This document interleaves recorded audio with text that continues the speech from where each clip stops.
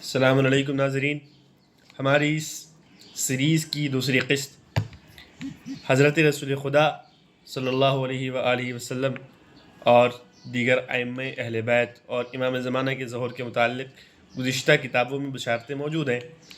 لیکن ہمارا جو موضوع ہے وہ یہ ہے کہ حضرت امام مہدی اور قرآن اور دوسری آسمانی کتابیں۔ ارشاد پروردگار ہے وَنَزَّلْنَا عَلَيْكَ الْكِتَابَ تِبْيَانًا لِكُلِّ شَيْءٍ، ہم نے آپ پر ایسی کتاب نازل کی ہے جس میں ہر چیز کا بیان ہے۔ حضرت رسول خدا صلی اللہ علیہ وآلہ وسلم اور آپ کے اہل بیت علیہم السلام اور حضرت امام مہدی علیہ السلام کے ظہور کا عقیدہ صرف شیعوں سے مخصوص نہیں ہے، بلکہ رسول خدا کی نبوت اور اہل بیت کے بارے میں پیشن گوئیاں گزشتہ انبیاء کی امتوں نے بھی سنی ہے اور انبیاء نے کی ہیں، اور اسی طرح ظہوری امام زمانہ کے متعلق دیگر کتب میں یہ باتیں موجود ہیں، اور گزشتہ انبیاء بھی اپنی امتوں کو اس بات پہ تاکید کیا کرتے تھے کہ ان موضوعات پر یعنی ان عقائد پر عقیدہ رکھو،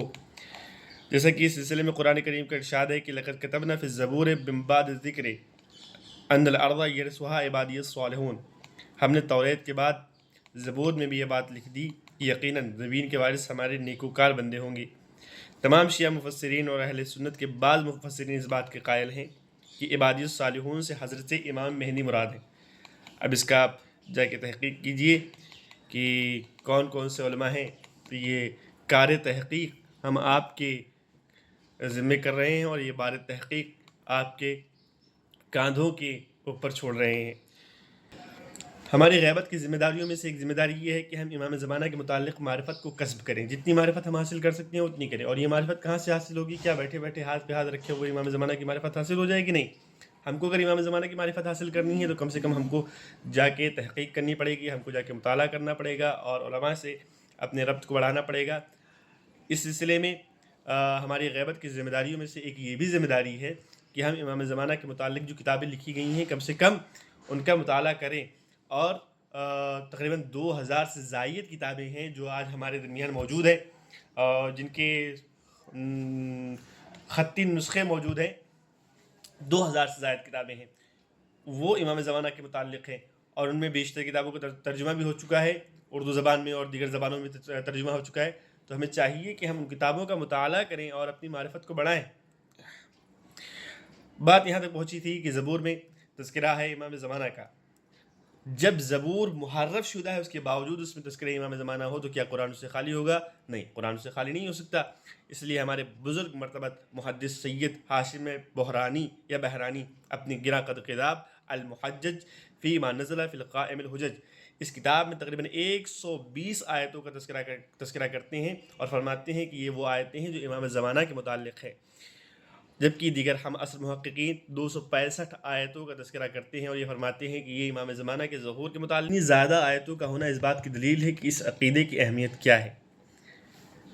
ان آیتوں کو محض شیعوں نے امام زمانہ سے متعلق مخصوص قرار نہیں دیا ہے، بلکہ اہل سنت کے بہت علماء ایسے ہیں کہ جو ان آیتوں کو امام زمانہ کے متعلق قرار دیتے ہیں۔ نمونے کے طور پہ ہمارے